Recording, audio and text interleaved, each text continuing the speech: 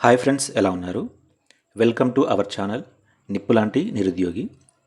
June మంత్కు సంబంధించి already మనం 50 క్వశ్చన్లు అయితే చూడడం జరిగింది. పార్ట్ 1 అండ్ పార్ట్ 2 వీడియోలో. ఇంకా ఎవరైనా చూడని వారు ఉంటే చూడండి. ఇది పార్ట్ 3 వీడియో. ఈ పార్ట్ 3 వీడియోలో కూడా ఒక 25 క్వశ్చన్స్ వివరణతో సహా ఎక్స్ప్లెయిన్ చేసుకుందాం. ఓకేనా? ఇమేజెస్ కూడా కొన్నిటికి ఉంటాయి. సో కొంచెం జాగ్రత్తగా క్లాస్ వినే ప్రయత్నం అయితే చేయండి. మొదటి క్వశ్చన్, ఈ క్రింది వాటిలో సరైన వాక్యాన్ని గుర్తించండి అంటున్నాడు. పురుషుల జావలిన్ త్రోలో Paris diamond league 2025 title Neeraj Chopra గెలుచుకున్నాడు. దోహా డైమండ్ లీగ్ 2025లో నీరజ్ 90.23 మీటర్లు విసిరి టైటిల్ గెలుచుకున్నాడు అని ఇచ్చాడు. ఇందులో సరైన వాక్యాలు గుర్తించండి. ఎవరికైనా ఆన్సర్ తెలిస్తే వీడియో పాజ్ చేసి ఆన్సర్ కామెంట్స్లో తెలియజేయగలరు. ఇక్కడ ఆప్షన్ 1 కరెక్ట్ అండి, ఆప్షన్ 2 రాంగ్. ఈయన ప్యారిస్ డైమండ్ లీగ్ 2025ని టైటిల్ని అయితే గెలవడం జరిగింది. కానీ దోహా డైమండ్ లీగ్లో ఈయన 2వ స్థానంలో ఉన్నారు. ఓకేనా? ప్యారిస్ డైమండ్ లీగ్లో 88.16 మీటర్లు విసిరిండు. దోహాలో 90.23 మీటర్లు విసిరిండు. కానీ ఇందులో గెలవడం జరిగింది, మొదటి స్థానంలో ఉన్నాడన్నమాట. బట్ ఇందులో మాత్రం 2వ స్థానంలో ఉన్నాడు. ఓకేనా? ప్యారిస్ డైమండ్ లీగ్ అంటే టైటిల్ని గెలిచాడు. ఇక దోహా డైమండ్ లీగ్ అంటే 2వ స్థానంలో ఉన్నాడు. ఇదో 88.16 మీటర్లు, ఇదో 90.23 మీటర్లు. నీరజ్ చోప్రా మొదటిసారిగా 90 మీటర్లు అయితే విసరడం జరిగింది. కాబట్టి ఈ దోహా డైమండ్ లీగ్ అనేది ఇంపార్టెంట్ అండి, అడిగే ఛాన్స్ అయితే ఉంది. ఒకసారి దీనికి సంబంధించిన వివరణ చూద్దాం. నీరజ్ చోప్రా ఇతనే ప్యారిస్ డైమండ్ లీగ్ 2025 ఛాంపియన్. 88.16 మీటర్లు అయితే విసరడం జరిగింది. And Neeraj Chopra makes history. Neeraj Chopra makes history at Doha diamond league 2025 with a stunning 90.23 meters. 90.23 meters javelin throw. He becomes the 25th athlete and 3rd Asian to breach the 90-meter mark. Javelin త్రోలో 90 మీటర్లు విసిరి మొత్తం మన ఏషియాలోనే 3వ వ్యక్తిగా అయితే ఆయన గుర్తింపు పొందడం జరిగింది. అలా కాకుండా ప్రపంచం మొత్తం చూసినట్లయితే 25th అథ్లెట్ అనేది గుర్తుంచుకోండి. ఇది ఇంపార్టెంట్ అండి. Doha diamond league very very important. Doha diamond లీగ్లో నీరజ్ 90.23 మీటర్లు విసిరాడు. కానీ 2వ స్థానంలోనే నిలిచాడు.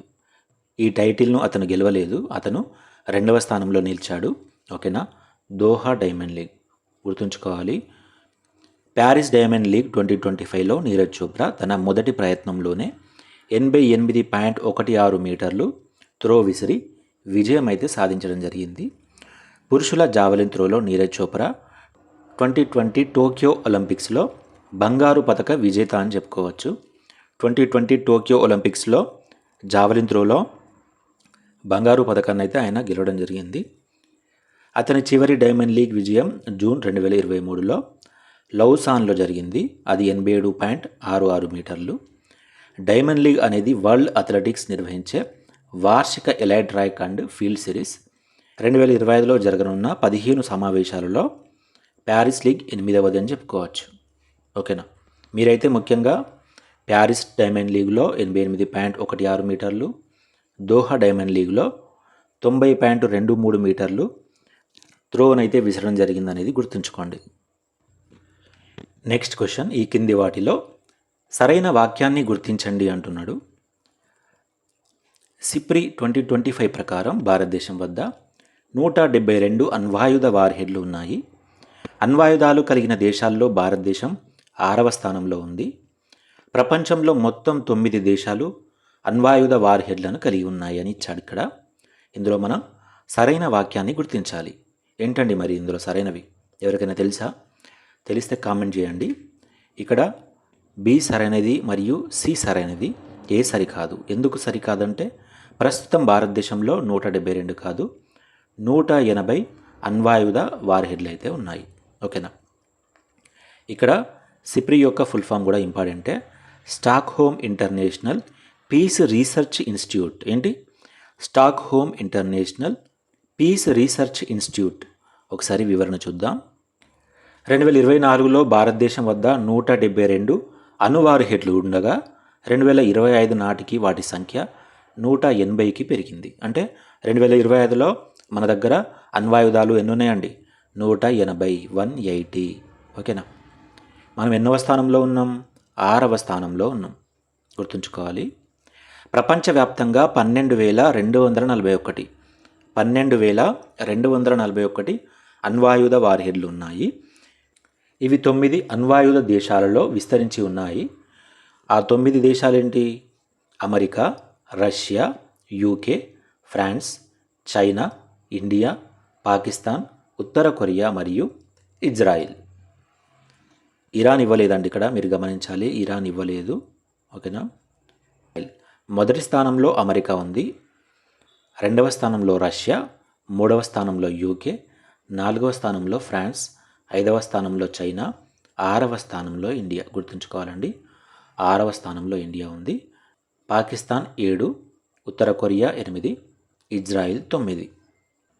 సిప్రి అనేది 1966లో స్థాపించబడిన సంఘర్షణ ఆయుధాలు, ఆయుధ నియంత్రణ మరియు నిరాయుధీకరణపై పరిశోధనలకు అంకితమైన ఒక స్వతంత్ర అంతర్జాతీయ సంస్థ. 1998లో 2వ అణుపరీక్ష నిర్వహించిన తర్వాత భారతదేశం మొదటిసారిగా మొదటి ఉపయోగం లేదు విధానం, అంటే నో ఫస్ట్ యూజ్ పాలసీని అవలంబించింది. అసలు నో ఫస్ట్ యూజ్ పాలసీ అంటే ఏంటి? అణ్వాయుధాలను కలిగి ఉన్న ఒక దేశం ఒక సంఘర్షణలో అణ్వాయుధాలను మొదట ఉపయోగించదని ప్రకటించడం. దీని అర్థం వారు మరొక దేశం అణ్వాయుధ దాడికి ప్రతీకారంగా మాత్రమే అణ్వాయుధాలను ఉపయోగించాలి. అంటే ఏంటంటే, ఇప్పుడు యుద్ధం జరుగుతుంది, ఒక దేశం మరో దేశంతో యుద్ధం చేస్తున్నాయి. ఓకేనా? నో ఫస్ట్ యూజ్ పాలసీ అంటే ఏంటంటే, అణ్వాయుధాలను ఉపయోగించకూడదు. కానీ ఒక దేశం దీన్ని ఉల్లంఘించి అణ్వాయుధాలు కనుక ఉపయోగిస్తే అప్పుడు ఉపయోగించవచ్చు. కానీ మొదటిసారే, ఫస్ట్ టైమే వీళ్ళే ఉపయోగించకూడదు. ఈ పాలసీని భారతదేశం 1998లో మన 2వ అణుపరీక్ష నిర్వహించింది కదా, ఆ నిర్వహించిన తర్వాత ఈ విధానాన్ని, ఈ పాలసీని అయితే అవలంబించడం జరిగింది. ఓకేనా? యుఎస్ఏలో అత్యధికంగా ఉన్నాయి ఇవి 2 కలిపి అన్నమాట. ఆ తర్వాత రష్యా, ఆ తర్వాత యూకే అండ్ ఇండియా 6వ స్థానంలో ఉంది. మొత్తంగా 12,241 ఉన్నాయి. ఓకేనా? నెక్స్ట్ థర్డ్ క్వశ్చన్ అండి. ఈ ఏడాది సెప్టెంబర్ 26 నుంచి అక్టోబర్ 5 వరకు న్యూఢిల్లీ వేదికగా ప్రపంచ అథ్లెటిక్స్ ఛాంపియన్షిప్ జరగనుంది. అయితే ఈ కింది వారిలో ఎవరు ప్రపంచ పారా అథ్లెటిక్స్ ఛాంపియన్షిప్నకు బ్రాండ్ అంబాసిడర్గా నియమించబడ్డారు? ప్రపంచ పారా అథ్లెటిక్ ఛాంపియన్షిప్, ఇక్కడ అది పర్లేదండి. అయితే దీనికి బ్రాండ్ అంబాసిడర్గా ఎవరు నియమించబడ్డారు అని ఇక్కడ అడుగుతున్నాడు అన్నమాట. కత్రినా కైఫ్, కరీనా కపూర్, కంగనా రనౌత్, కాజోల్ అని ఇచ్చాడు. ఆన్సర్ ఏంటండి? కత్రినా కైఫ్ అండ్ కరీనా కపూర్. ఈ ఇద్దరు గురించి మనం పార్ట్ 1 ఆర్ పార్ట్ 2లో చూసాం. ఇక్కడ ఆన్సర్ వచ్చేసి కంగనా రనౌత్. ఈమె ప్రస్తుతం ప్రపంచ పారా అథ్లెటిక్ ఛాంపియన్షిప్ బ్రాండ్ అంబాసిడర్ అని చెప్పుకోవచ్చు. Kangana Ranaut as the brand ambassador for the new Delhi 2025 world para athletics championships. And అలాగే కత్రినా కైఫ్ మాల్దీవుల యొక్క global tourism brand ambassador, Kareena Kapoor UNESCO India యొక్క జాతీయ అంబాసిడర్. ఓకేనా? ముగ్గురి పేర్లు కూడా కాతోనే స్టార్ట్ అవుతున్నాయి, సో కన్ఫ్యూజ్ అయ్యే ఛాన్స్ ఉంది, అందుకనే చెప్తున్నా. Next question. ఈ కింది వాటిలో సరైన వాక్యాన్ని గుర్తించండి అంటున్నాడు. కార్లోస్ అల్కరాజ్ జిరీ లెహేకాను ఓడించి 2025 క్వీన్స్ క్లబ్ ఛాంపియన్షిప్లలో పురుషుల సింగిల్స్ టెన్నిస్ టైటిల్ను గెలుచుకున్నారు. టడ్జానా మరియా అమండా అనిసియోవాను ఓడించి 2025 క్వీన్స్ క్లబ్ ఛాంపియన్షిప్లో మహిళా సింగిల్స్ టెన్నిస్ టైటిల్ను గెలుచుకుంది అని ఇచ్చాడు. ఇందులో మనం సరైన వాక్యాన్ని గుర్తించాలి. ఎవరికైనా ఆన్సర్ తెలుసా? తెలిస్తే కామెంట్ చేయండి. ఇక్కడ రెండు కూడా సరైనవే. 2025 Queen's Club championship men's singles title winner ఎవరు అంటే కార్లోస్ అల్కరాజ్. అండ్ అలాగే French men's singles title winner ఎవరు అంటే కూడా కార్లోస్ అల్కరాజే. ఓకేనా. 2025 Queen's Club championship women's singles title విజేత ఎవరు అంటే టర్జానా మరియా. అలాగే French women singles title winner ఎవరు అంటే కోకో గౌఫ్. మనం ఆల్రెడీ పార్ట్ 2లో చూసినాం కదా. ఒకసారి వివరణ చూద్దాం. ఇది కార్లోస్ అల్కరాజ్ రెండవ క్వీన్స్ క్లబ్ టైటిల్. ఆయనకు ఫ్రెంచ్ టైటిల్స్ కూడా 2 ఉన్నాయి, క్వీన్స్ క్లబ్ టైటిల్ కూడా 2 వచ్చాయి దీంతో. ఓకేనా. 37 సంవత్సరాల 10 నెలల వయసులో టర్జానా మరియా WTA 500 సింగిల్స్ టైటిల్ను గెలుచుకున్న అతిపెద్ద మహిళగా కూడా నిలిచింది. ఒకసారి ఈ టైటిల్కి సంబంధించి ఎవరెవరు గెలిచారనేది చూద్దాం. మెన్స్ సింగిల్స్లో కార్లోస్ అల్కరాజ్ గెలవడం జరిగింది. క్వీన్స్ క్లబ్ ఛాంపియన్షిప్లో మెన్స్ సింగిల్స్లో కార్లోస్ అల్కరాజ్ గెలిచారు. మహిళా సింగిల్స్లో టార్జానా మారియా, యూరియా కాదండి, మారియా, యూరియా అని గుర్తుంచుకుందాం మనం, అట్లయితేనే గుర్తుంటుంది. మహిళా సింగిల్స్ ఫ్రెంచ్ అంటేనో కోకో గౌఫ్, అలా కాకుండా క్వీన్స్ క్లబ్ అంటేనో యూరియా ఆర్ మారియా. ఓకేనా.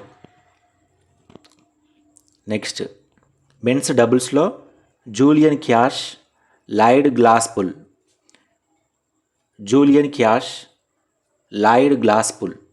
ఇక్కడ క్యాష్ అండ్ గ్లాస్ గుర్తుంచుకుందాం. క్యాష్ అండ్ గ్లాస్ మెన్స్ డబుల్స్లో. నెక్స్ట్ ఉమెన్స్ డబుల్స్లో Asia Muhammad, Demi Schuurs. Asia and Schuur అంటూ ఉంటారు కదా, SURE, అట్లా గుర్తుంచుకుందాం. ఓకేనా. మెన్స్ సింగిల్ కార్లోస్ అల్కరాజ్, మహిళా సింగిల్స్ మారియా లేదా యూరియా, పురుషుల డబుల్స్ క్యాష్ మరియు గ్లాస్, మహిళల doubles Asia sure. Okay, next question చూద్దాం. నెక్స్ట్ క్వశ్చన్, భారత ప్రభుత్వం వీక్షిత్ భారత్ 2047 కింద కౌమార బాలికలకు నైపుణ్యం పెంపొందించడానికి 24 జూన్ 2025న ప్రారంభించిన ఇనిషియేటివ్ ఏంటి? పథకం ఏంటి? ఉదయ, నవ్య, శక్తి, ప్రణయ. ఆన్సర్ ఏంటండి? నవ్య ఇక్కడ కరెక్ట్ ఆన్సర్ అని చెప్పుకోవచ్చు. మన తెలంగాణలో కూడా కౌమార బాలికలకు ఇది ఇందిరా అమృతం అనే పథకం తీసుకురావడం జరిగింది. ఓకేనా. ఇందిరా అమృతం పథకం తెలంగాణ తీసుకొచ్చింది. నవ్య అనే పథకం భారతదేశం తీసుకొచ్చింది. నవ్య ఫుల్ ఫామ్ కూడా ఇంపార్టెంటే అండి. Nurturing aspirations throw vocational training for young adolescent girls. Nurturing aspirants through vocational training for young adolescent girls. The Ministry of Women and Child Development joining hands with the Ministry of Skill Development and Entrepreneurship has rolled out Navya, a mission to uplift adolescent girls through vocational training. దీన్ని ఉత్తరప్రదేశ్లో సోనుభద్ర అనే ప్రాంతంలో ప్రారంభించారు. 16 నుండి 18 సంవత్సరాల వయస్సు గల కౌమార దశలో ఉన్న బాలికలకు ముఖ్యంగా సాంప్రదాయేతర ఉద్యోగ పాత్రలలో కనీసం 10వ తరగతి అర్హత కలిగిన వారికి వృత్తి శిక్ష అందించడానికి భారత ప్రభుత్వం Navya nurturing aspirants through vocational training for young అడోలసెంట్ను ప్రారంభించింది. ఇది మహిళా మరియు శిశు అభివృద్ధి మంత్రిత్వ శాఖ మరియు నైపుణ్య అభివృద్ధి మరియు వ్యవస్థాపక మంత్రిత్వ శాఖ సంయుక్తంగా చేపట్టిన పైలట్ ప్రాజెక్ట్. 19 రాష్ట్రాల్లోని 27 జిల్లాల్లో వీటిలో ఆకాంక్ష జిల్లాలు మరియు ఈశాన్య ప్రాంతాల్లోని జిల్లాలు ఉన్నాయి. ఇక్కడ మీరు సింపుల్గా ఎట్లా గుర్తుంచుకుంటారంటే భారత ప్రభుత్వం నవ్య అనే స్కీమ్ని తీసుకొచ్చింది. ఎవరి కోసం తీసుకొచ్చింది? కౌమార బాలికలు లేదా అడోలసెంట్ గర్ల్స్కి తీసుకొచ్చింది. ఎన్ని సంవత్సరాల వయసు గల కౌమార బాలికలు అంటే 16 నుండి 18 సంవత్సరాలు. ఎందుకోసం అంటే స్కిల్ డెవలప్మెంట్. ఓకేనా, స్కిల్ డెవలప్మెంట్. ఏ ఏ శాఖలు ఇందులో సంయుక్తంగా పాలు పంచుకుంటున్నాయి అంటే మహిళా మరియు శిశు అభివృద్ధి మంత్రిత్వ శాఖ అండ్ అలాగే నైపుణ్య అభివృద్ధి వ్యవస్థాపకత మంత్రిత్వ శాఖ. ఓకేనా. ఎన్ని జిల్లాల్లో ప్రస్తుతం దీన్ని పైలట్ ప్రాజెక్టుగా అమలు చేస్తున్నారు అంటే 27 జిల్లాలు. ఇవి మొత్తం 19 రాష్ట్రాల్లో విస్తరించి ఉన్నాయి. గుర్తుంచుకోవాలండి, ఇంపార్టెంట్ ఇది. నెక్స్ట్ క్వశ్చన్, ఈ కింది వాటిలో సరైన వాక్యాన్ని గుర్తించండి అంటున్నాడు. అదానీ గ్రూప్ ఇటీవల హర్యానాలో భారతదేశపు మొట్టమొదటి off grid green hydrogen pilot ప్లాంట్ను ప్రారంభించింది. ఇది అదానీ న్యూ ఇండస్ట్రీస్ లిమిటెడ్ ద్వారా అభివృద్ధి చేయబడిన 5 మెగావాట్ గ్రీన్ హైడ్రోజన్ ప్లాంట్. ఇందులో సరైన వాక్యాన్ని మనం గుర్తించాలి. ఎవరికైనా ఆన్సర్ తెలిస్తే కామెంట్ చేయండి. ఆన్సర్ వచ్చేసి చెప్పండి చూద్దాం. B answer. A wrong? ఎందుకు రాంగ్? ఇది హర్యానాలో ప్రారంభమవ్వలేదు, ఇది గుజరాత్లోని కచ్ అనే ప్రాంతంలో ప్రారంభమైంది. ఓకేనా. భారతదేశంలోనే మొట్టమొదటి off grid green hydrogen plant అనుతోనే మనకు మొదటగా అదానీ గ్రూప్ గుర్తుకు రావాలి.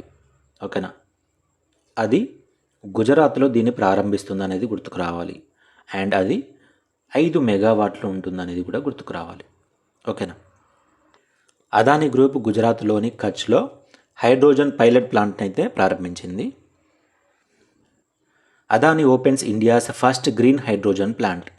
Adani new industries limited has successfully commissioned India's first off grid 5 megawatt green hydrogen pilot plant in Kutch, Gujarat. Next 7th question, ఇటీవల వార్తల్లో నిలిచిన లెనాకాపావిర్ ఔషధం, లెనాకాపావిర్ డ్రగ్ వీటిని నివారిస్తుంది అని అంటున్నాడు. టీబీ, హెచ్ఐవి, క్యాన్సర్, కోవిడ్ అని ఇచ్చాడు. ఆన్సర్ ఏంటండి? హెచ్ఐవి. లెనాకాపావిర్ హెచ్ఐవిని నివారిస్తుందని చెప్పుకోవచ్చు. FDA approves twice yearly lenacapavir for HIV prevention. Twice yearly, సంవత్సరానికి 2 సార్లు లెనాకాపావిర్ ఫర్ హెచ్ఐవి ప్రివెంటేషన్. ఇక్కడ గమనించండి. లెనాకాపావిర్ అనేది ఇంజెక్షన్ ద్వారా తీసుకునే యాంటీరెట్రో వైరల్ ఔషధం. ఇది హెచ్ఐవి సంక్రమణకు చికిత్స చేయడానికి మరియు నివారించడానికి ఉపయోగించబడుతుంది. హెచ్ఐవి ఫుల్ ఫామ్ ఏంటండి? Human immunodeficiency virus. AIDS full form ఏందండి? Acquired immunodeficiency syndrome. Operation Bashair al Fatah దేనికి సంబంధించిన చర్య? అమెరికా ఇరాన్పై చేసిన దాడి, ఇరాన్ అమెరికాపై చేసిన దాడి, ఇజ్రాయెల్ ఇరాన్పై నిర్వహించిన సైనిక దాడి, ఇరాన్ ఇజ్రాయెల్పై నిర్వహించిన సైనిక దాడి అని ఇచ్చాడు. ఆన్సర్ ఏంటండి? ఇరాన్ అమెరికాపై నిర్వహించిన సైనిక దాడి, Bashair al Fatah. Iran launched operation Bashair al Fatah in response to US operations targeting a US base in Qatar. ఓకేనా. ఇరాన్ ఆపరేషన్ బషైర్ అల్ ఫతాని ప్రారంభించింది ఎందుకు? యుఎస్ను టార్గెట్ చేయనీకి. అది కూడా ఖతార్లో ఉన్న యుఎస్ బేస్ను టార్గెట్ చేయనీకి ఈ ఆపరేషన్ అయితే నిర్వహించింది. ఓకేనా. ఇక్కడ గమనించండి. ఈ ఆపరేషన్ అల్ ఫతానే operation glad tidings of victory అని కూడా అంటారు. ఇది ఇరాన్ అణుకేంద్రాలపై అమెరికా దాడులకు ప్రతిస్పందనగా ఇరాన్ ప్రారంభించిన సైనిక చర్య అని చెప్పుకోవచ్చు. అంటే ఫస్ట్ అమెరికానే ఆపరేషన్ మిడ్ నైట్ హ్యామర్తో ఇరాన్ అణుకేంద్రాలపై దాడి చేసింది. ఇరాన్ ఊకోదు కదా. ఇరాన్ కూడా దాని పక్కనే ఉన్న ఖతార్ ఉంది కదా, ఖతార్లో అమెరికా యొక్క అణుకేంద్రాలు ఉన్నాయి, ఉంటే వాటి మీద ఇరాన్ దాడి చేసింది అన్నమాట. యుఎస్కి సంబంధించిందే కాబట్టి ఇది ఖతార్ కంటే అమెరికాపై జరిగిన సైనిక దాడి అని చెప్పుకోవచ్చు. ఈ ఆపరేషన్లో ఖతార్లోని యుఎస్ అల్ ఉదీద్, ఇది గుర్తుంచుకోవాలండి, అల్ ఉదీద్ వైమానిక స్థావరం మరియు ఇరాక్లోని యుఎస్ స్థావరాలపై, ఇరాక్లో కూడా యుఎస్ స్థావరాలు ఉన్నాయి. ఓకేనా. వాటి మీద కూడా ఈ దాడి అనేది జరిగింది. అండ్ ఇక్కడ ఖతార్లో ఏ ప్రాంతంలో అంటే అల్ ఉదీద్ వైమానిక స్థావరం. అలాగే ఇరాన్ స్టేట్ టెలివిజన్ ఈ ప్రయోగాన్ని నివేదించింది. ఇది ఇరానియన్ ఆర్మీ మరియు ఇస్లామిక్ రెవల్యూషనరీ గార్డ్ కార్ప్స్ ఈ ఇద్దరు సంయుక్తంగా నిర్వహించినట్లు తెలుస్తుంది. ఇరాన్ అణు కేంద్రాలను లక్ష్యంగా చేసుకొని అమెరికా నిర్వహించిన operation midnight hammer. Next Israel ఇరాన్పై నిర్వహించిన ఆపరేషన్లు ఆపరేషన్ రైజింగ్ లయన్ మరియు ఆపరేషన్ నార్నియా. గుర్తుంచుకోవాలి, దీనికి దానికి పెట్టద్దు. మరి ఇజ్రాయిల్ ఇరాన్పై నిర్వహించిన ఆపరేషన్లు ఏంటి అంటే ఆపరేషన్ రైజింగ్ లయన్ మరియు ఆపరేషన్ నార్నియా. అమెరికా ఇరాన్పై నిర్వహించిన ఆపరేషన్ ఏంటి అంటే ఆపరేషన్ మిడ్నైట్ హ్యామర్. ఇరాన్ అమెరికాపై నిర్వహించిన ఆపరేషన్ ఏంటి అంటే operation glad tidings of victory లేదా operation Bashar al Fatah. And అలాగే ఇరాన్ ఇజ్రాయిల్పై నిర్వహించిన ఆపరేషన్ ఏంటి అంటే ఆపరేషన్ ట్రూ ప్రామిస్. ఇక భారత్ ఇరాన్లో నిర్వహించిన ఎవాక్యుయేషన్ ఆపరేషన్ ఏంటి అంటే ఆపరేషన్ సింధు. ఓకేనా, భారత్ ఇరాన్లో నిర్వహించిన ఎవాక్యుయేషన్ ఆపరేషన్ ఏంటి అంటే ఆపరేషన్ సింధు. నెక్స్ట్ 9వ క్వశ్చన్, ఏ దేశంలో కన్వెక్స్ 3 అనే అంతర్జాతీయ అణు అత్యవసర వ్యాయామం జరిగింది? ఇక్కడ ఆప్షన్స్ గమనించండి. ఆస్ట్రియా, ఆస్ట్రేలియా, రొమేనియా, ఆర్మేనియా అని ఇచ్చాడు. ఆన్సర్ ఏంటండి? ఈ కన్వెక్స్ 3 అనేది రొమేనియాలో జరిగింది. ఎక్కడండి? రొమేనియాలో జరిగింది. ఇంపార్టెంట్ ఇది కూడా. Official launch of the international exercise రొమేనియాలో జరిగింది. ఏంటిది? కన్వెక్స్ 3. 24 జూన్ 2025 నుండి అంతర్జాతీయ అణు సంస్థ IAEA రొమేనియాతో భాగస్వామ్యంతో కన్వెక్స్ 3 అనే అతిపెద్ద అంతర్జాతీయ అణు అత్యవసర ఎక్సర్సైజ్ని అయితే నిర్వహిస్తుంది. రొమేనియా చివరిసారిగా 2005లో ఈ కన్వెక్స్ 3 వ్యాయామాన్ని నిర్వహించింది. 75కు పైగా దేశాలు మరియు 10 అంతర్జాతీయ సంస్థలు ఇందులో పాల్గొన్నాయి. IAEA ఫుల్ ఫామ్ ఏంటండి? International atomic energy agency. దీన్ని 1957లో స్థాపించారు. దీని ప్రధాన కార్యాలయం వియన్నా, ఆస్ట్రియాలో ఉంది. సభ్య దేశాలు వచ్చేసి 180. ప్రస్తుత డైరెక్టర్ జనరల్ రాఫెల్ గ్రాసీ. ఎవరండి? Rafael Grossi. ఇంపార్టెంట్, ఇది గుర్తుంచుకోవాలి. దీని కార్యాలయం ఎక్కడ అని అడుగుతూ ఉంటాడు. వియన్నా. ఓకేనా. నెక్స్ట్ 10వ క్వశ్చన్, ఈ క్రింది అంశాలను పరిశీలించుము అంటున్నాడు. భారతదేశం మొదటి అఖిల భారత గృహ ఆదాయ సర్వేను 2027లో నిర్వహించబోతుంది అని ఇచ్చాడు. ఈ సర్వేను మోస్పీ నిర్వహిస్తుంది అంటున్నాడు. మరి ఇందులో కరెక్ట్ ఏంటి, రాంగ్ ఏంటి? ఇది కరెక్ట్ అండి, బట్ ఇది రాంగ్. దీన్ని 2027లో కాదు 2026లో నిర్వహిస్తున్నారు. ఓకేనా. 2027 కాదు 2026లో నిర్వహించబోతున్నారు. MoSPI announces India's first ever full-fledged household income survey. MoSPI announces India's first ever full-fledged household income survey 2026. ఓకేనా, గుర్తుంచుకోవాలి. వెరీ వెరీ ఇంపార్టెంట్ అండి. 2026లో నిర్వహించబోతున్నారు. 2026లో భారతదేశం మొదటి అఖిల భారత గృహ ఆదాయ సర్వేను నిర్వహించబోతుంది.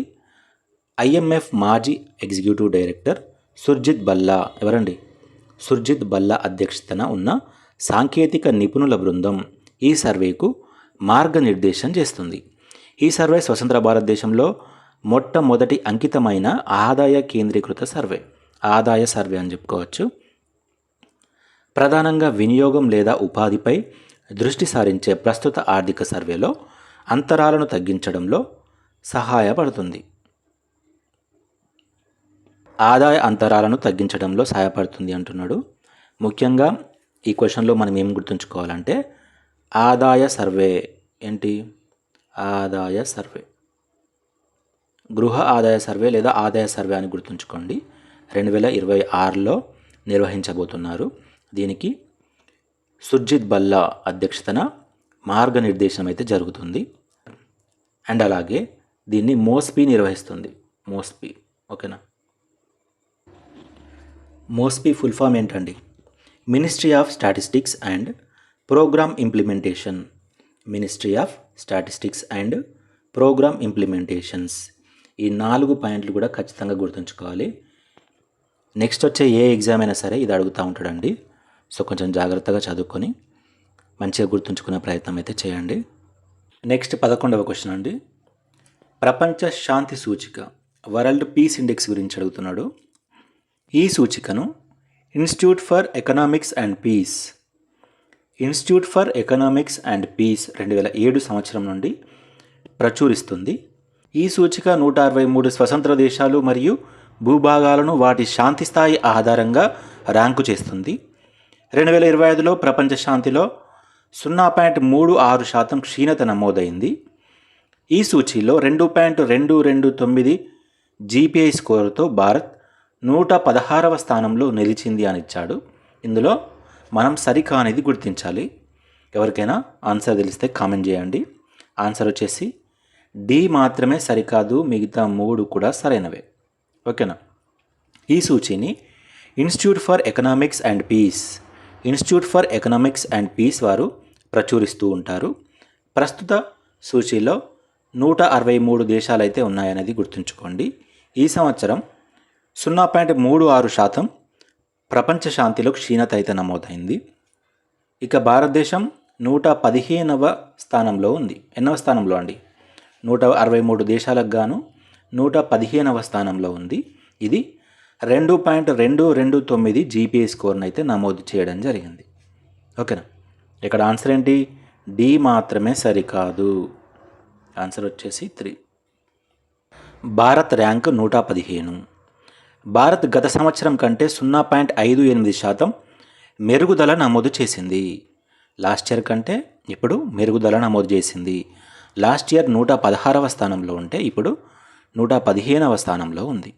ఎంత శాతం మెరుగుదల నమోదు చేసిందంటే 0.58%. 2023లో భారత్ 126వ స్థానంలో ఉంది. అంటే 2 ఇయర్స్లోనే గ్రోత్ అనేది బాగానే ఉందని చెప్పుకోవచ్చు. ఈ సూచీలో టాప్ 4 దేశాలు చూసినట్లయితే ఐస్లాండ్ అయితే మొదటి స్థానంలో ఉందండి. ఆ తర్వాత ఐర్లాండ్, 3వ స్థానంలో న్యూజిలాండ్, 4వ స్థానంలో ఆస్ట్రియా ఉంది. చివరి స్థానంలో రష్యా ఉంది. ఓకేనా? చివరి స్థానంలో రష్యా ఉంటే దాని ముందు రష్యా తర్వాత ఉక్రెయిన్ ఉంది. దక్షిణాసియాలోని దేశాలు చూసినట్లయితే బంగ్లాదేశ్ 123, పాకిస్తాన్ 144, ఆఫ్ఘనిస్తాన్ 158.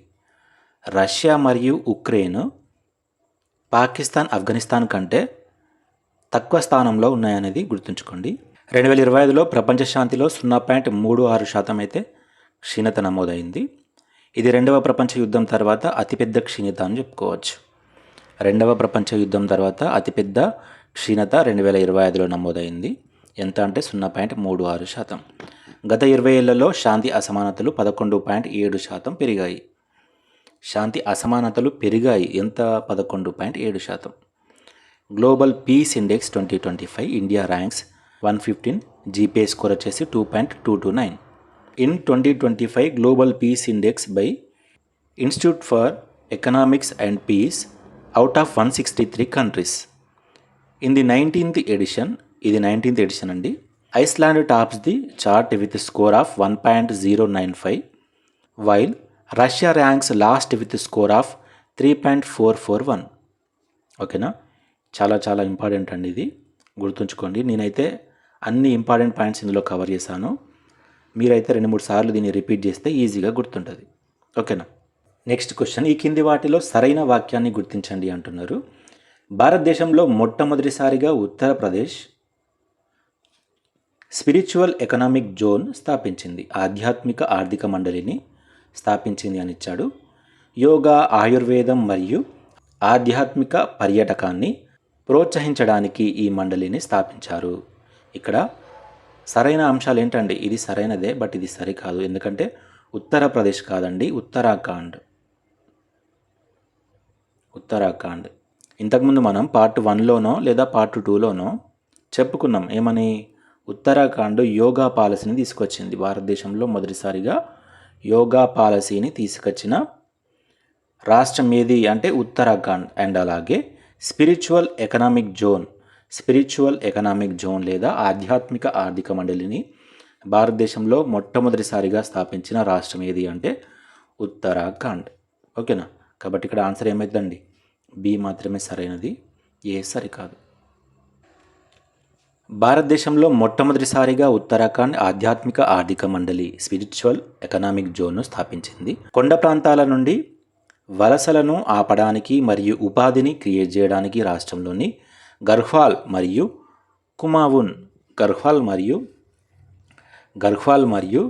కుమావున్ డివిజన్లో ఒక్కొక్కటి ఒక ఆధ్యాత్మిక ఆర్థిక మండలాన్ని ఏర్పాటు చేస్తున్నట్లు రాష్ట్ర ప్రభుత్వం ప్రకటించింది. అలాగే భారతదేశంలో మొట్టమొదటిసారిగా యోగా విధానాన్ని ఉత్తరాఖండ్ ప్రకటించింది. 2030 నాటికి రాష్ట్ర వ్యాప్తంగా కనీసం 5 కొత్త యోగా హబ్లను ఏర్పాటు చేయాలని రాష్ట్ర ప్రభుత్వం అయితే లక్ష్యంగా పెట్టుకుంది. ఉత్తరాఖండ్ అనేది ఉత్తరప్రదేశ్ రాష్ట్రం నుండి విభజించబడి 27వ రాష్ట్రంగా ఏర్పడింది.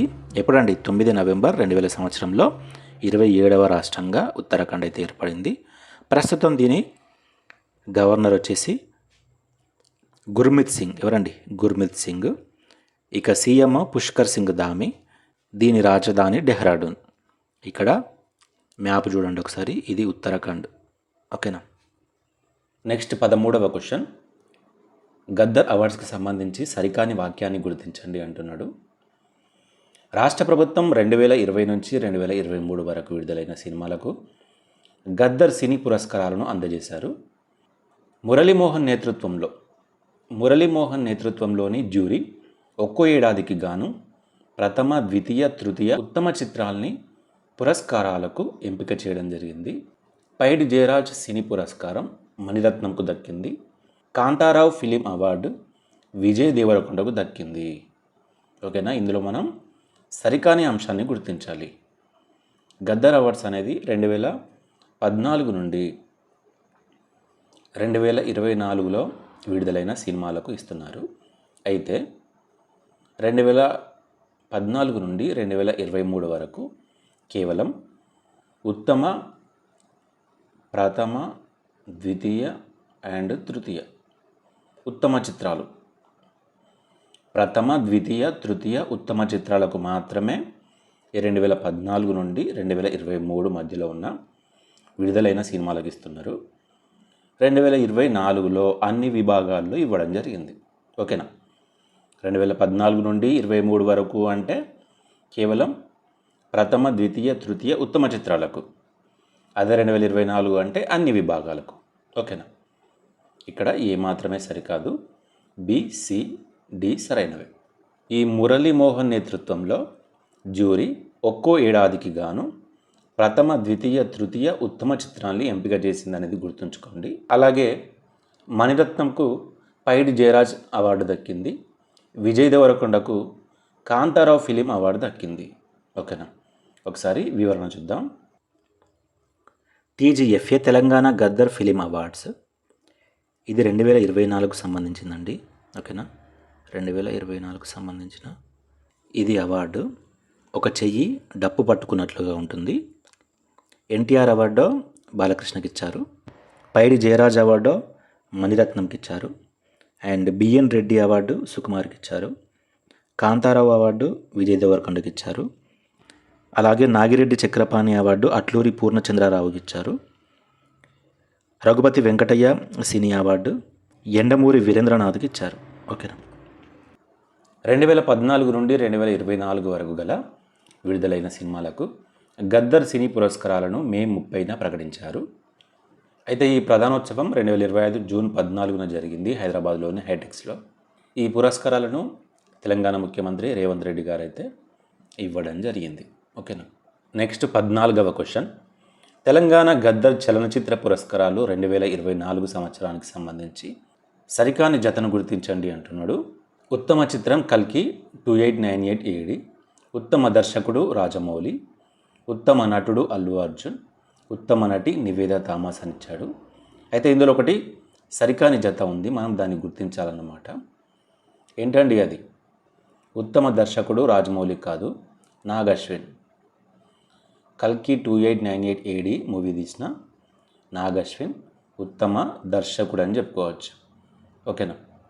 ఉత్తమ దర్శకుడు నాగశ్విన్, ఉత్తమ ద్వితీయ చిత్రం పొట్టేల్, ఉత్తమ తృతీయ చిత్రం లక్కీ భాస్కర్, ఉత్తమ సహాయ నటుడు ఎస్జే సూర్య, ఉత్తమ సహాయ నటి శరణ్య ప్రదీప్. ఉత్తమ నటి అంటేనో నివేద థామస్, ఉత్తమ సహాయ నటి అంటేనో శరణ్య ప్రదీప్. ఓకేనా. ఉత్తమ నటుడు అల్లు అర్జున్, ఉత్తమ చిత్రం కల్కి. నెక్స్ట్ 15వ క్వశ్చన్. ఇటీవల తెలంగాణలో మంత్రివర్గ విస్తరణ జరిగింది. అయితే కొత్త మంత్రులను వారి శాఖలతో జతపరచండి అంటున్నాడు. గడ్డం వివేక్ వెంకటస్వామి, అడ్లూరి లక్ష్మణ్ కుమార్, వాకిటి శ్రీహరి ముదిరాజ్. వివేక్, లక్ష్మణ్ అండ్ శ్రీహరి అని గుర్తుంచుకోండి, సరిపోతుంది. వివేక్, లక్ష్మణ్, శ్రీహరి. అయితే వీరికి సంబంధించిన శాఖలతో ఇప్పుడు మనం జతపరచాలన్నమాట. ఈ వివేక్ గనులు, కార్మిక, ఉపాధి శిక్షణ, ఫ్యాక్టరీస్ శాఖ. లక్ష్మణ్ వచ్చేసి ఎస్సీ ఎస్టీ మైనారిటీ వికలాంగుల సంక్షేమ శాఖ. ఇక శ్రీహరి పశుసంవర్ధక శాఖ, పాడి పరిశ్రమాభివృద్ధి, క్రీడలు, యువజన సర్వీసులు, మత్స్య శాఖలు. ఓకేనా. వివేక్ గనులను గుర్తుంచుకోండి, లక్ష్మణ్ ఎస్సీ ఎస్టీ మైనారిటీ వికలాంగుల సంక్షేమ శాఖ, అండ్ శ్రీహరి పశు, పాడి, క్రీడలు, యువజన సర్వీసులు, మత్స్య శాఖ. వివేక్ చెన్నూరు నియోజకవర్గం, లక్ష్మణ్ ధర్మపురి నియోజకవర్గం, శ్రీహరి మక్తాల్ నియోజకవర్గం. ఇక్కడ ఇమేజెస్ ఇచ్చాను చూడండి. వివేక్ ఇతను, లక్ష్మణ్ ఇతను, అండ్ శ్రీహరి కొత్త మంత్రులు వీళ్ళు. నెక్స్ట్ ఐపీఎల్కి సంబంధించిన క్వశ్చన్ అండి ఇది. 18వ ఐపీఎల్కి సంబంధించి కింది వాటిని పరిశీలించండి అంటున్నాడు. విరాట్ కోహ్లీ ఐపీఎల్ చరిత్రలో అత్యధిక బౌండరీలు కొట్టినాడు. విరాట్ కోహ్లీ సారథ్యంలో రాయల్ ఛాలెంజర్స్ బెంగళూరు జట్టు తొలిసారిగా టైటిల్ గెలిచి ఐపీఎల్ టైటిల్ గెలిచిన 8వ జట్టుగా నిలిచింది. 8వ జట్టుగా నిలిచింది అంటున్నాడు. గుజరాత్ టైటాన్స్కు చెందిన సాయి సుదర్శన్కు అత్యధిక పరుగులు చేసిన బ్యాటర్గా ఆరెంజ్ క్యాప్ దక్కింది. అండ్ అలాగే గుజరాత్ టైటాన్స్కు చెందిన ప్రసిద్ధ కృష్ణకు అత్యధిక వికెట్లు తీసిన బౌలర్గా పర్పుల్ క్యాప్ దక్కింది అని ఇచ్చాడన్నమాట. ఇక్కడ ఇందులో మనం సరైన అంశాన్ని గుర్తించాలి. సరైన అంశాలు ఏంటండి ఇందులో? మరి డి సరైనదే, సి సరైనదే, బి సరైనదే, బి సరికాదు, ఏ సరైనదే. ఎందుకు బి సరికాదు అంటే విరాట్ కోహ్లీ సారథ్యంలో కాదు. ఓకేనా. ఎవరండి? రాయల్ ఛాలెంజర్స్ బెంగళూరు యొక్క కెప్టెన్ రజత్ పాటిదార్.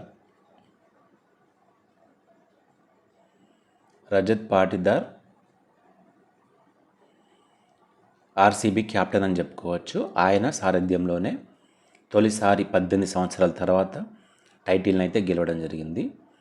18 సంవత్సరాల తర్వాత టైటిల్ని గెలవడం జరిగింది. 18 సంవత్సరాల తర్వాత టైటిల్ని గెలిచిన 8వ జట్టు అని చెప్పుకోవచ్చు. అండ్ 18వ ఐపీఎల్. ఓకేనా. విరాట్ కోహ్లీ అత్యధికంగా బౌండరీలు అయితే కొట్టడం జరిగింది. అండ్ సాయి సుదర్శన్ అత్యధిక పరుగులు తీయడం వల్ల ఆయనకు ఆరెంజ్ క్యాప్ దక్కింది. ప్రసిద్ధ కృష్ణ అత్యధికంగా వికెట్లు తీయడం వల్ల ఆయనకు పర్పుల్ క్యాప్ దక్కింది. ప్రసిద్ధ పర్పుల్. ఓకేనా. సాయి ఆరెంజ్. వీళ్ళిద్దరూ కూడా గుజరాత్ టైటాన్స్కి చెందినవారు. కాబట్టి ఇక్కడ ఆన్సర్ ఏమవుతుంది? ACD correct. రజత్ పాటిదార్ ఇతనే. ఓకేనా. RCB captain. రజత్ పాటిదార్ సారథ్యంలో ఆర్సీబీ జట్టు తొలిసారిగా టైటిల్ని గెలిచింది. ఐపీఎల్ 18వ ట్రోఫీ. విన్నర్ యొక్క ప్రైజ్ మనీ 20 కోట్లండి ఆర్సీబీకి దక్కింది. Runner-up prize money 12,50,00,000. అలాగే ఐపీఎల్ ఫేర్ ప్లే అవార్డు విజేత చెన్నై సూపర్ కింగ్స్. గతంలో ఆర్సీబీ 3 సార్లు ఫైనల్ మ్యాచ్ల్లో ఓటమి పాలై ఎట్టకేలకు 18వ సీజన్లో ఛాంపియన్గా అవతరించింది. ఆ 3 సార్లు ఏంటండి? 2009, 2011, 2016. ఇప్పుడు 2025లో గెలిచింది. అంటే ఏంది? పోరాడుతూనే ఉండాలి. ఒక ఎగ్జామ్లో ఫెయిల్ అయినామని, ఒక ఎగ్జామ్లో జాబ్ కొట్టలేదని ఊరుకుంటామా? ఊరుకోవద్దు. మళ్ళీ ప్రయత్నిస్తూనే ఉండాలి. Next question. గతంలో Rajasthan royals, Deccan chargers, Chennai super kings, Kolkata knight riders, Mumbai Indians, sunrisers Hyderabad and Gujarat titans ఇవన్నీ కూడా టైటిల్ని కొట్టినాయి. ఇప్పుడు ఆర్సీబీ కొట్టిందన్నమాట. మొత్తం 8 జట్లు అయితే టైటిల్ని కొట్టడం జరిగింది. ఓకేనా.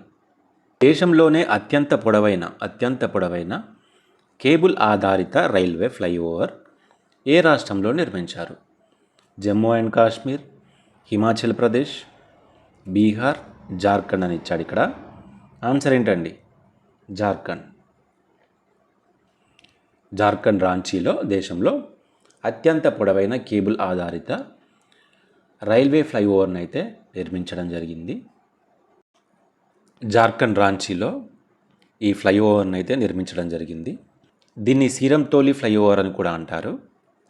ఒకసారి డీటెయిల్స్ చూద్దాం. జార్ఖండ్లోని రాంచీలో సిరంటోలి ఏరియా నుంచి మెకాన్ వరకు ఈ ఫ్లైఓవర్ని అయితే నిర్మించారు. అందుకే దీన్ని సిరంటోలి మెకాన్ ఫ్లైఓవర్ అని కూడా పిలుస్తూ ఉంటారు. దీని పొడవు వచ్చేసి 2.34 కిలోమీటర్లు. నిర్మాణ వ్యయం 372 కోట్ల రూపాయలు. 2022లో శంకుస్థాపన చేసి 2025 జూన్ 5న జార్ఖండ్ సీఎం హేమంత్ సోరెన్ దీన్ని ప్రారంభించారు. నిర్మాణ సంస్థ ఎల్&టీ. ఓకేనా. గుర్తుంచుకోండి, దీని పొడవు 2.34 కిలోమీటర్లు. దీన్ని నిర్మించింది ఎల్&టీ. ఇది జార్ఖండ్ రాంచీలో ఉంది. నెక్స్ట్ 18వ క్వశ్చన్ చాలా ఇంపార్టెంట్ అండి.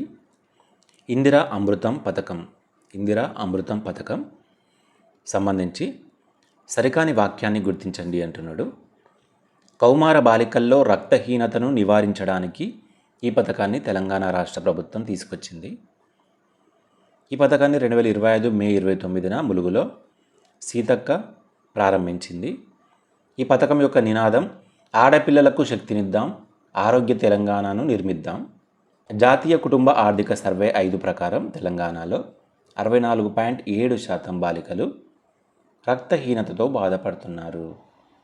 ఇందులో మనం సరికానిది గుర్తించాలి. ఏ సరైనదే, సి సరైనదే, డి సరైనదే, బట్ బి సరి కాదండి. ములుగులో కాదు, కొత్తగూడెంలో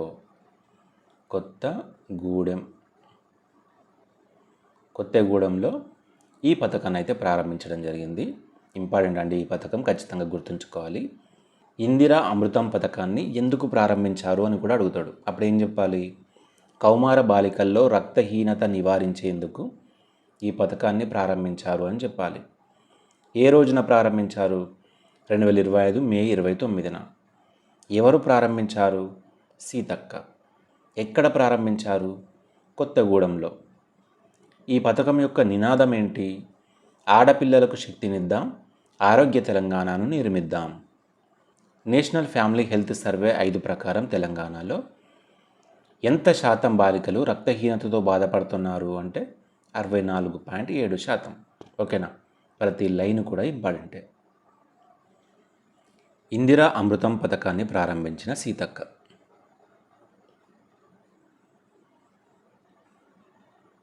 ఈ పథకాన్ని 2025 మే 29న కొత్తగూడెం క్లబ్లో అయితే ప్రారంభించడం జరిగింది.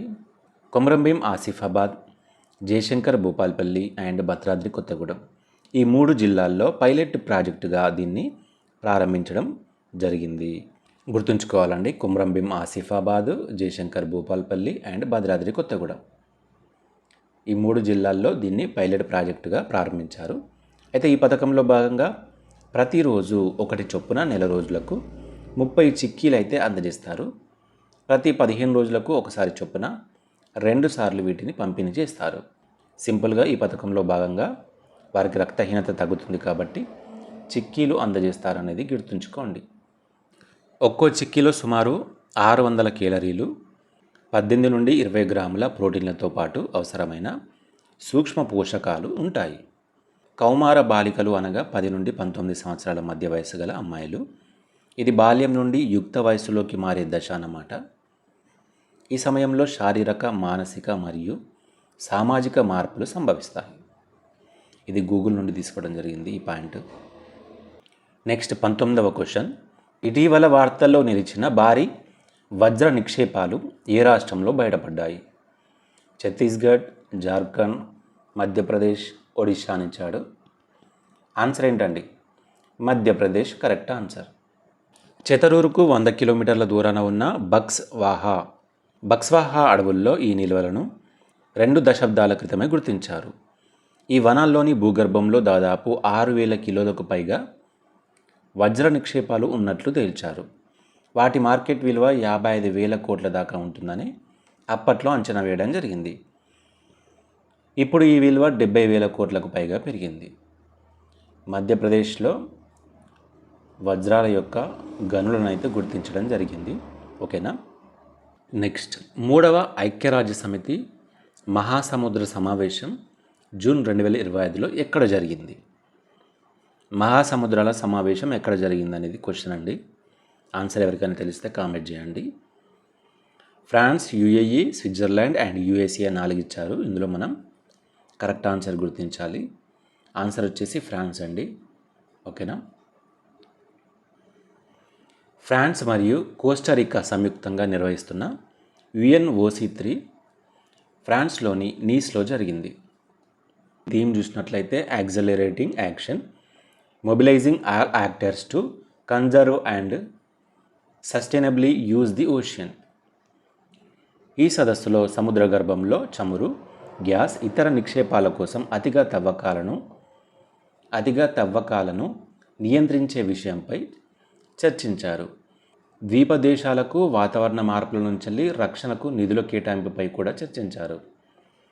2023లో కుదిరిన అంతర్జాతీయ సముద్ర జలాల పరిరక్షణ ఒప్పంద ముసాయిదాకు ఈ సదస్సులో ఆమోద ముద్ర వేయాల్సి ఉంది.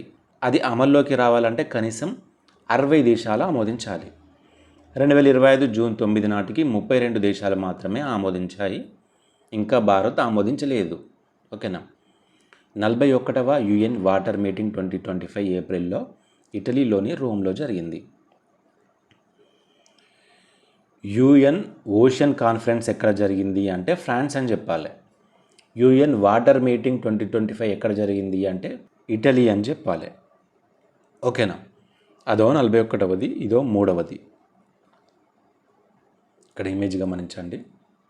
UN ఓషన్ కాన్ఫరెన్స్ ఫ్రాన్స్లోని నీస్లో జరిగింది. ఓకేనా.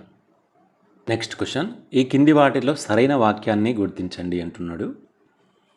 పెద్దపుల్ల సంరక్షణ కోసం తెలంగాణ అటవీ శాఖ కొమ్రంభీం టైగర్ కన్జర్వేషన్ రిజర్వ్ను ఏర్పాటు చేసింది. దీని విస్తీర్ణం 1492.88 చదరపు కిలోమీటర్లుగా ఉంది. కవ్వాల్ టైగర్ రిజర్వ్ను మహారాష్ట్రలోని తడోబా అందారి టైగర్ రిజర్వ్తో కలుపుతున్న ప్రాంతాన్ని కొమ్రంభీం టైగర్ కన్జర్వేషన్ రిజర్వ్గా అటవీ శాఖ ప్రకటిస్తూ నోటిఫికేషన్ జారీ చేసింది. ఇది వెరీ వెరీ ఇంపార్టెంట్. ఓకేనా. ఇందులో అన్నీ కూడా సరైన అంశాలేనండి. పెద్దపుల్ల సంరక్షణ కోసం కొమ్రంభీం టైగర్ కన్జర్వేషన్ రిజర్వ్ను ఏర్పాటు చేయడం జరిగింది. దీని విస్తీర్ణం 1492.88 చదరపు కిలోమీటర్లు.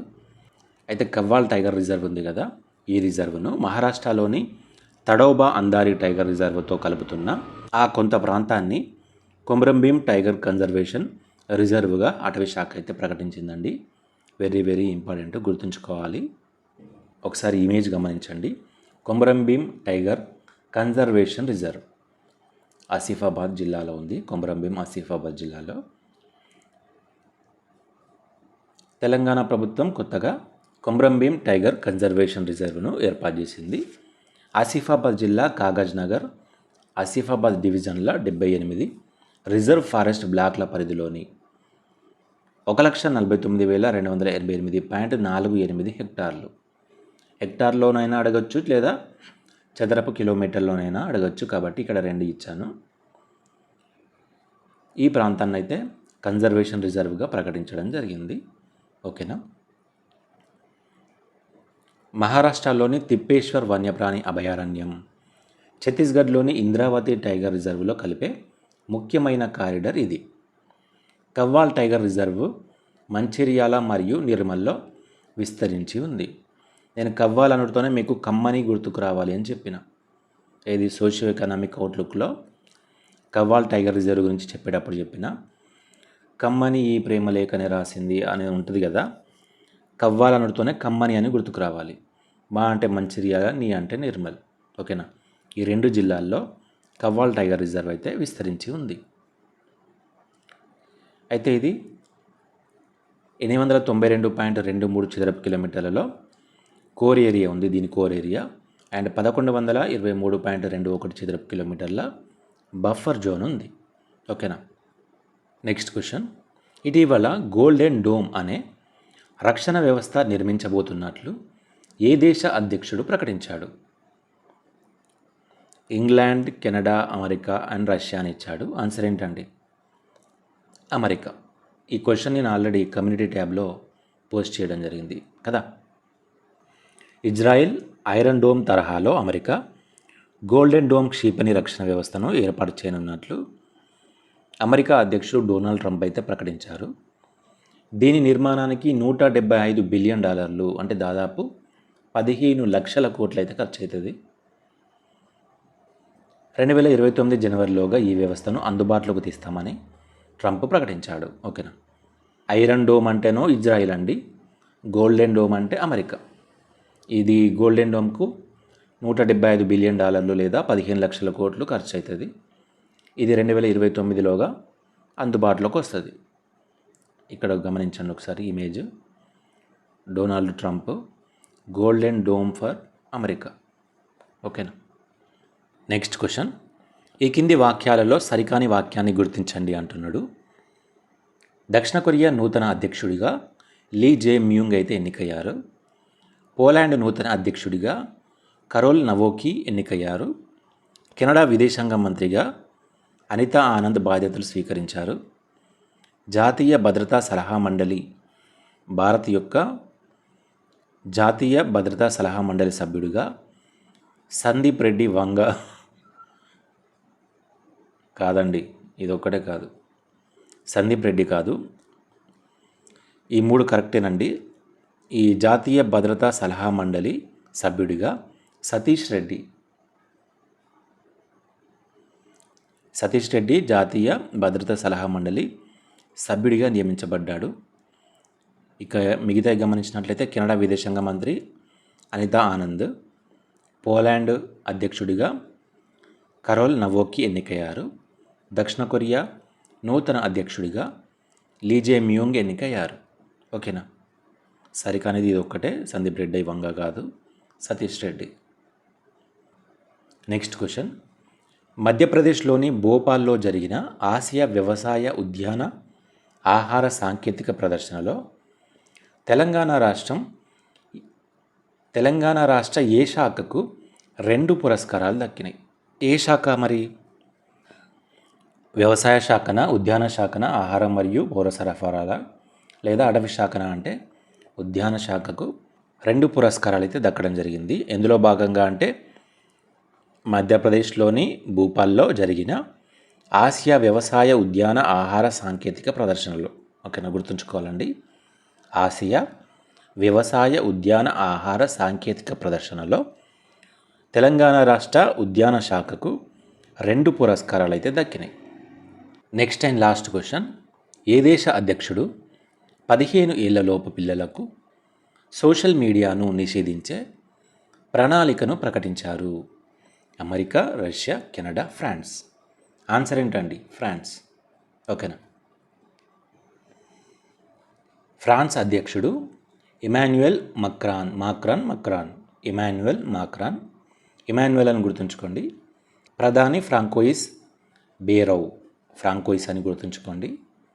రాజధాని ప్యారిస్. యునెస్కో ప్రధాన కార్యాలయం కూడా ఇక్కడ ప్యారిస్, ఫ్రాన్స్లోనే ఉంది. ఇక్కడ ఇమేజ్ గమనించండి. Macron says he will ban social media for under 15 సంవత్సరాల కంటే తక్కువ ఏజ్ ఉన్న వాళ్ళకు సోషల్ మీడియా బ్యాన్ చేస్తా అని మ్యాక్రాన్ అయితే ప్రకటించడం జరిగింది. ఇవ్వండి జూన్కు సంబంధించిన 25 ప్రశ్నలు. ఓకేనా, ఇంకొక 25 ఉన్నాయి, అవి కూడా చెప్తాను. ఈ వీడియో నచ్చినట్లయితే ఈ వీడియోని ఖచ్చితంగా లైక్ చేసి మీ ఫ్రెండ్స్కి షేర్ చేయండి. సరేనండి, మరి మరో వీడియోలో కలుద్దాం.